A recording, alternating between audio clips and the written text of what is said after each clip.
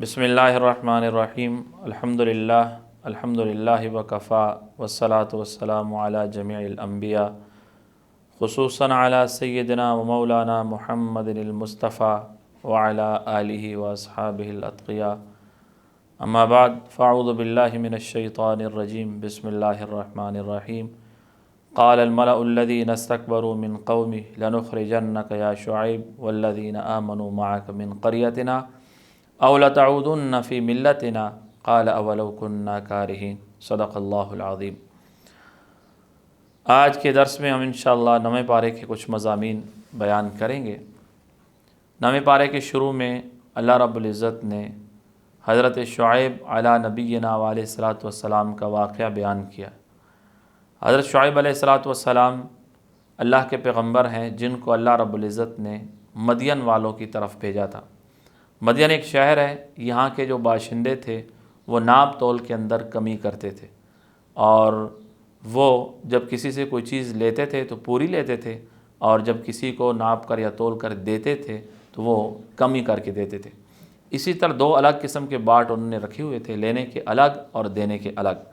حضرت شعیب علیہ الصلاۃ والسلام نے ان کو سمجھایا اور ناپ تول کے اندر کمی سے منع کیا، لیکن وہ لوگ باز نہ آئے۔ جب باز نہ آئے تو اللہ رب العزت نے ان پر قحط کو مسلط کر دیا، آسمان سے بارشیں بند ہو گئیں اور قحط سالی پیدا ہو گئی۔ تو اس سے پتہ چلتا ہے کہ انسان جب ناپ تول کے اندر کمی کرتا ہے تو اللہ رب العزت کی طرف سے قحط سالی مسلط ہو جاتی۔ اب بارشیں بند ہو گئیں۔ ایک دفعہ ایسا ہوا کہ شہر سے باہر بادل کا ایک ٹکڑا آیا، یہ لوگ سارے جمع ہو گئے کہ اس بادل سے ہمارے اوپر بارش برسے گی۔ اللہ نے وہاں سے آگ برسائی اور زمین پر زلزلہ آیا اور پوری قوم جو ہے وہ تباہ ہو گئی۔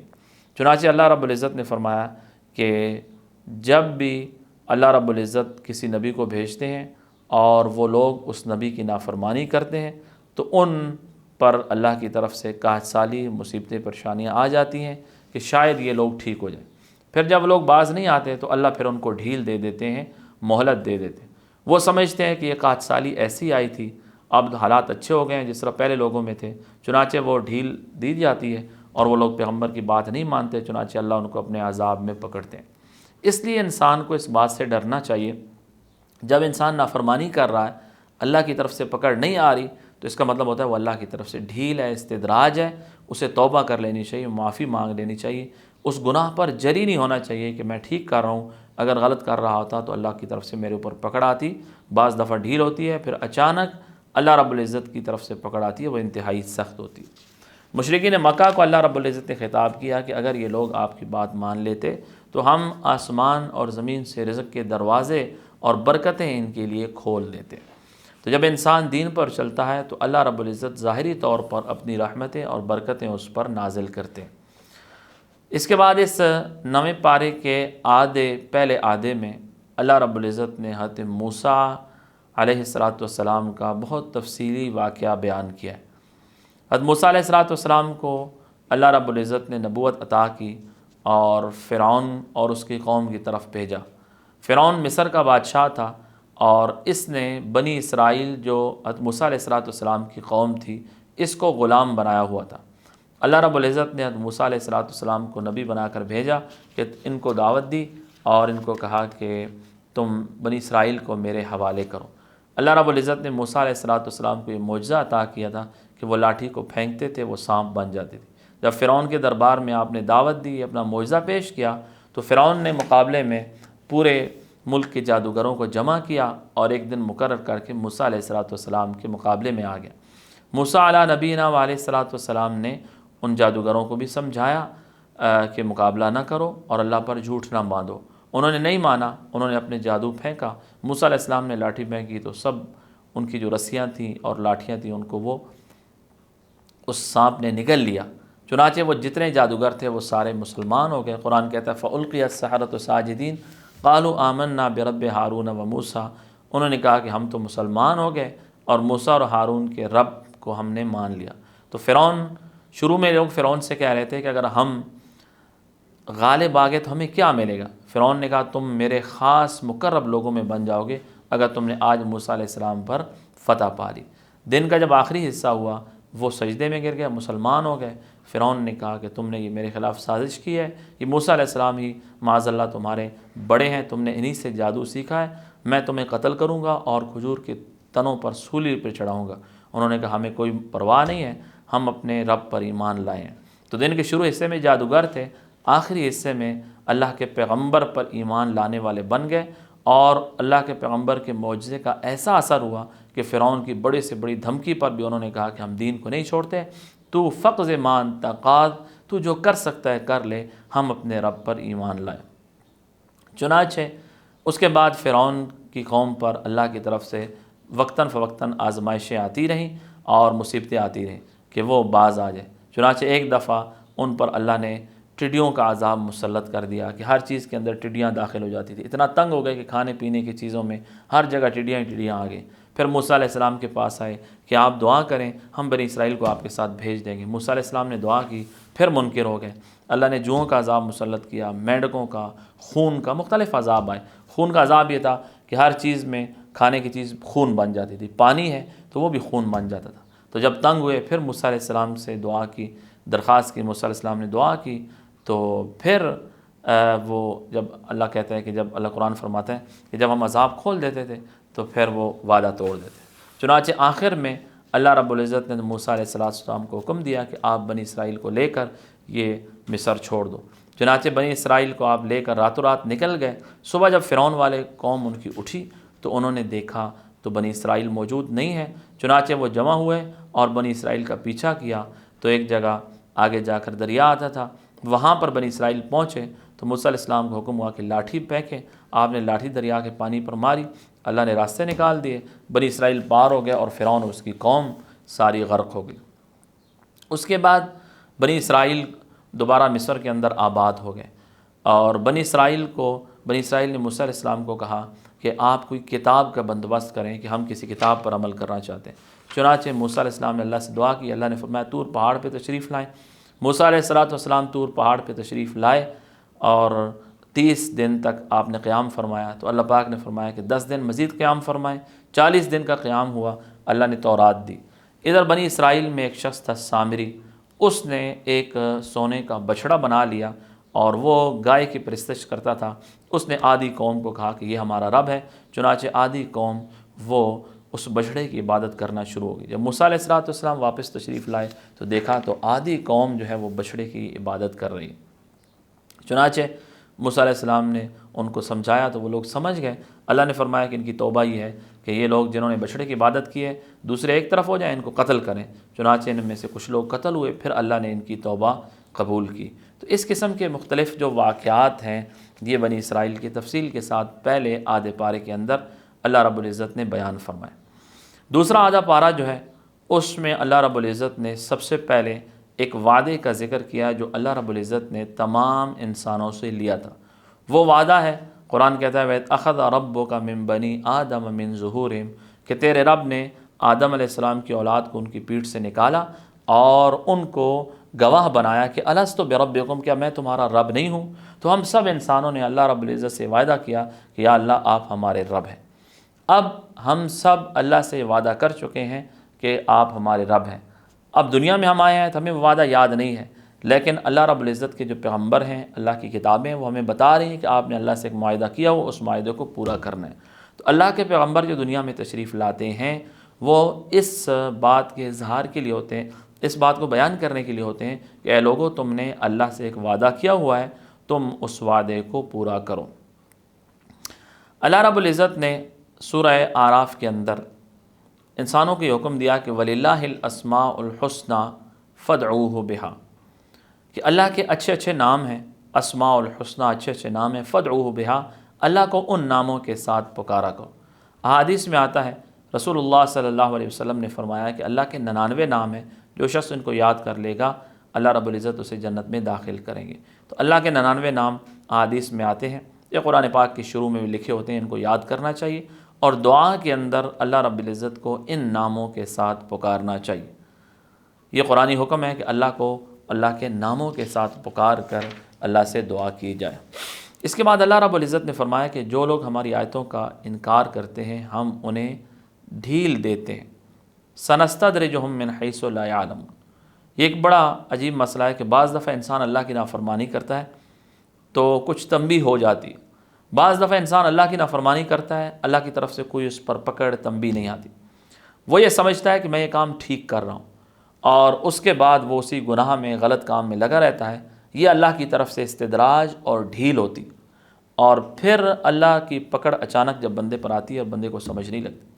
تو اس لیے انسان جب بھی کوئی گناہ کر رہا ہو اور اس پر کوئی پریشانی مصیبت نہیں آ رہی تو اسے اور ڈر جانا چاہیے کہ اللہ کی طرف سے استدراج نہ ہو، ڈھیل نہ ہو، ایسا نہ ہو کہ اچانک اللہ کی طرف سے میرے اوپر کوئی پکڑ آ جائے۔ مشرکین مکہ نے رسول اللہ صلی اللہ علیہ وسلم سے سوال کیا کہ آپ کہتے ہیں قیامت آئے گی، قیامت کب آئے گی؟ تو اللہ رب العزت نے فرمایا کہ آپ ان کو بتا دیجئے، یہ قیامت کے متعلق سوال کرتے ہیں، انما علمها عند ربی، قیامت کا علم میرے رب کے پاس ہے۔ قیامت کا حقیقی علم قیامت کب آئے گی اللہ رب العزت نے اپنے پاس اس کا علم رکھا ہے، کسی کو نہیں دیا۔ قرآن نے کہا ان اللہ عندہ علم الساعہ، قیامت کا علم اللہ کے پاس ہے۔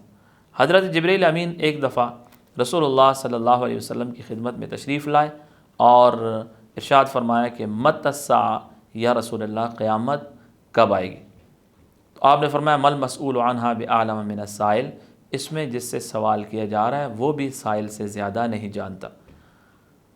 تو انہوں نے عرض کی یا رسول اللہ کچھ علامات بتا دیں، تو آپ نے فرمایا کہ ان تلد الامۃ ربتہا، کہ لوگ ماؤں کے نافرمان ہو جائیں گے، ماں اپنے بیٹے کو اپنے آقا کو جنے گی، یعنی جو بیٹا ہوگا اس کا وہ گویا کہ اس کا آقا بنے گا، وہ ماں کا نافرمان ہو جائے گا۔ اور آپ نے فرمایا کہ تم دیکھے گو کہ جو پاؤں سے ننگے ہیں اور چروائے ہیں، بکریوں کو چرانے والے، وہ لوگ اونچی اونچی عمارتیں بنانے کے اندر ایک دوسرے کے ساتھ فخر کریں گے، مقابلہ کریں گے۔ یہ قیامت کی علامات ہیں، اور مختلف احادیث میں آقا علیہ الصلوۃ والسلام نے مختلف علامتیں بتائی ہیں۔ ایک میں آپ نے فرمایا اذا وسد الامر الی غیر اہلی فانتظر الساعہ، کہ جب نااہلوں کے معاملات سپرد ہو جائیں اس وقت پھر آپ قیامت کا انتظار کرو۔ تو قیامت کا حقیقی علم تو نہیں دیا گیا، لیکن اس کی علامات بتائی گئی کہ جب نافرمانی اللہ کی عام ہو جائے، ماں باپ کی نافرمانی ہو جائے اور لوگ اللہ کے حکموں کی نافرمانی کرنے لگیں تو بغاوت عام ہو جائے، اس وقت پھر قیامت کا انتظار کرنا ہے۔ اللہ رب العزت نے رسول اللہ صلی اللہ علیہ وسلم کو ارشاد فرمایا کہ آپ ان سے کہہ دیجئے کہ لا املک لکم لنفسی نفعا ولا ضرا الا ما شاء اللہ، کہ میں اللہ کے حکم کے بغیر اپنے بھی کسی نفع نقصان کا مالک نہیں ہوں۔ تو فرمایا کہ نفع نقصان دینا، عزت ذلت دینا یہ اللہ کے کام ہے، اللہ نے یہ اختیار کسی کو نہیں دیا کہ وہ کسی کو نفع پہنچا سکے یا کسی کو نقصان دے۔ رسول اللہ صلی اللہ علیہ وسلم نے ایک صحابی کو فرمایا کہ وَاعْلَمْ أَنَّ الْأُمَّةَ لَوْ اجْتَمَعَتْ عَلَىٰ أَن يَنْفَعُوكَ، کہ جان لو کہ اگر ساری امت مل کے تمہیں نفع دینا چاہے، لم ينفعوک الا ما كتب اللہ لک، وہ تمہیں کچھ نفع نہیں دے سکتے سوائے اس کے جو اللہ نے تمہارے لیے لکھ دیا ہے۔ اور وَاعْلَمْ أَنَّ الْأُمَّةَ لَوْ اجْتَمَعَتْ عَلَىٰ أَن يَضُرُّوكَ، جان لو کہ ساری امت اگر مل جائے اور تمہیں نقصان دینا چاہے تو وہ نقصان نہیں دے سکتے سوائے اس کے جو اللہ نے تمہارے لیے لکھ دیا ہے۔ تو انسان کو یہ عقیدہ ہونا چاہیے کہ نفع نقصان دینے والی ذات اللہ رب العزت کی ذات ہے، عزت دینا، ذلت دینا، بیماری دینا، دکھ دینا، تکلیف دینا، شفا دینا، یہ سارے کام اللہ کے ہیں۔ یہی انسان سورۃ فاتحہ کے اندر اللہ سے وعدہ کرتا ہے کہ ایاک نعبد و ایاک نستعین، یا اللہ میں صرف تیری عبادت کروں گا، صرف مدد تجھ سے مانگوں گا۔ تو انسان کو اپنی پریشانیاں، مسائل، دکھ تکلیفیں اللہ کے سامنے پیش کرنا چاہیے اور اللہ سے ہی استعانت اور مدد مانگنی چاہیے۔ قرآن نے اس بات کو بار بار بیان کیا ہے کہ تم نفع نقصان کی مالک صرف اللہ کی ذات ہے، لہذا اپنی پریشانیوں کے اندر اللہ رب العزت کو پکارا کرو۔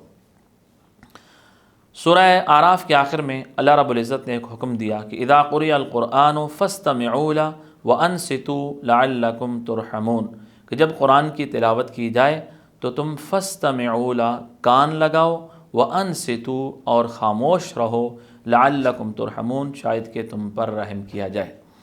اس آیت سے یہ مسئلہ ثابت ہے کہ جب قرآن کی تلاوت ہو تو انسان کو خاموشی کے ساتھ سننی چاہیے۔ اس میں قرآن نے فاسمعوا کا لفظ نہیں کہا، فاسمعوا کا مطلب ہے سنو، بلکہ کہا فاستمعوا له، کان لگا کر سنو۔ لہذا اس آیت سے یہ ثابت ہوتا ہے کہ جب نماز میں امام قرات کر رہا ہو تو مقتدیوں کو کان لگا کر سننا چاہیے۔ فجر کی نماز میں اور مغرب اور عشاء میں تو چونکہ آواز آ رہی ہوتی ہے امام کی، لہذا فاستمعوا لہ، کان لگاؤ۔ اور اگر ظہر اور عصر ہیں، جب آواز نہیں آ رہی، امام آہستہ قرات کر رہا ہے، وانصتوا، تم خاموش رہو۔ تو اس لیے امام اونچی آواز سے قرات کرے یا آہستہ آواز سے کرے، ہمیں قرآن نے دو حکم دیے ہیں۔ اگر آواز آ رہی ہے تو فاستمعوا لہ، کان لگاؤ، اور اگر آواز نہیں آ رہی، وانصتوا، خاموش رہو۔ لہٰذا جب امام کے پیچھے ہم نماز پڑھ رہے ہیں تو پھر اس کے پیچھے ہم قرات نہیں کریں گے۔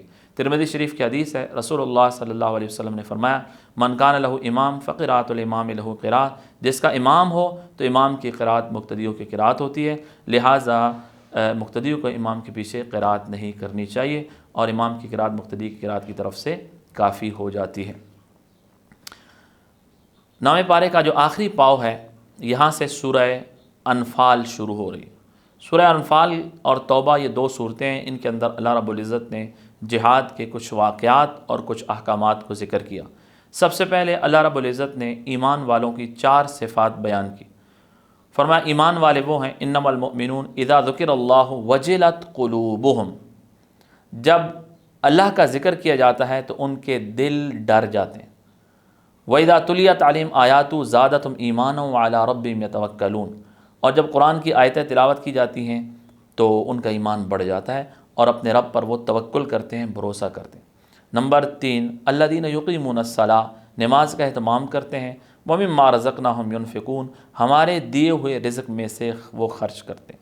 تو یہ 4 صفات ہیں، ایک ان کے دلوں میں ڈر ہوتا ہے اور اپنے رب پر توکل ہوتا ہے، نماز کا اہتمام کرتے ہیں، مال اللہ کے راستے میں خرچ کرتے ہیں۔ فرمایا اولئک هم المؤمنون حقا، یہ پکے اور سچے مومن ہیں، اللہ ان کو معاف بھی کرے گا، اللہ ان کو درجات بھی دے گا، اللہ ان کو عزت والی روزی بھی دے گا۔ اس لیے ان 4 صفات کو اپنانے کی کوشش کرنی چاہیے کہ دل میں اللہ کا ڈر ہو اور اللہ کی ذات پر توکل ہو، نماز کا اہتمام ہو اور اللہ کے راستے میں مال خرچ کرنا ہو۔ اس کے بعد غزوہ بدر کا واقعہ بیان کیا۔ غزوہ بدر کفر اسلام کا پہلا معرکہ ہے، جب رسول اللہ صلی اللہ علیہ وسلم نے کفار کے ایک لشکر پر حملہ فرمایا اور وہ لشکر بھاگ کے مکہ مکرمہ پہنچ گیا، اور مکہ مکرمہ سے ایک دوسرا لشکر بڑا، وہ ابو جہل کی قیادت میں آ گیا اور مسلمانوں کا اس کے ساتھ مقابلہ ہوا۔ مسلمان 313 کی تعداد میں تھے اور وہ 1000 کی تعداد میں تھے۔ چنانچہ یہ کفر اسلام کا پہلا معرکہ تھا، جو غزوہ بدر کے نام سے سیرت کی کتابوں میں مشہور ہے، خاص طور پر سیرت المصطفیٰ، مولانا ادریس کاندھلوی رحمۃ اللہ علیہ کی کتاب ہے، اس کے اندر یہ بہت تفصیل سے غزوہ بدر لکھا ہوا ہے۔ اگر ہم نے سیرت کا مطالعہ کرنا ہے تو ایک تو البرہان کا جو سیرت کورس ہے اس میں داخلہ لینا چاہیے اور اس کو پڑھنا چاہیے۔ ایک بڑے اچھے انداز سے یہاں پر سیرت ایک خاص ترتیب سے پڑھائی جاتی ہے، وہ ہمیں پڑھنی چاہیے۔ اور دوسرا سیرت مصطفیٰ، مولانا ادریس کاندھلوی رحمۃ اللہ علیہ کی کتاب ہے، اس کا مطالعہ کریں، اس کے اندر بڑی مستند کتاب ہے، سیرت کے واقعات بڑی تفصیل سے بیان کیے گئے۔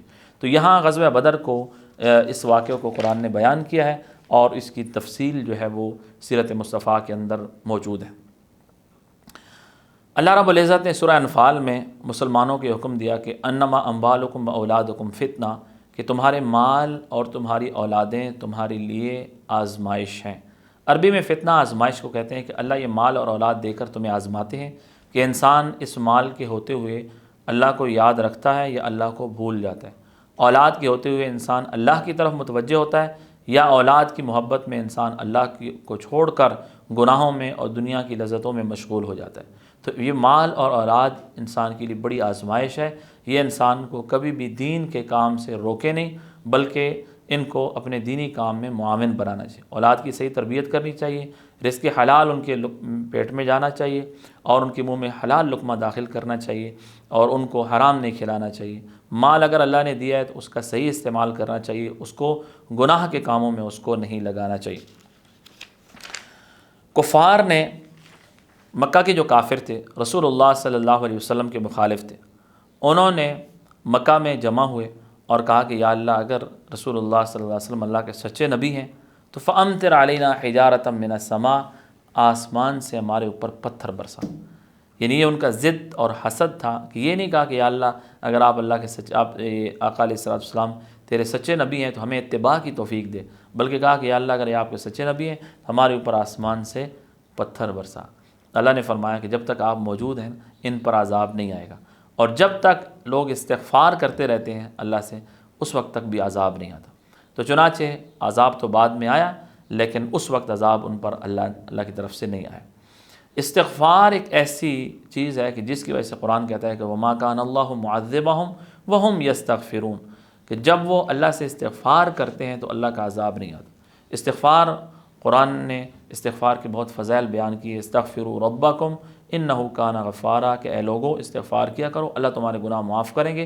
حضرت نوح علیہ السلام نے اپنی قوم کو بتایا، اس لیے استغفار کرنا چاہیے۔ استغفار سے گناہ بھی معاف ہوتے ہیں، اللہ رزق میں برکت دیتے ہیں اور مختلف انعامات کی بارش کرتے ہیں۔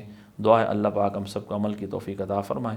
سبحان ربک رب العزت عما یصفون وسلام علی المرسلین والحمد للہ رب العالمین۔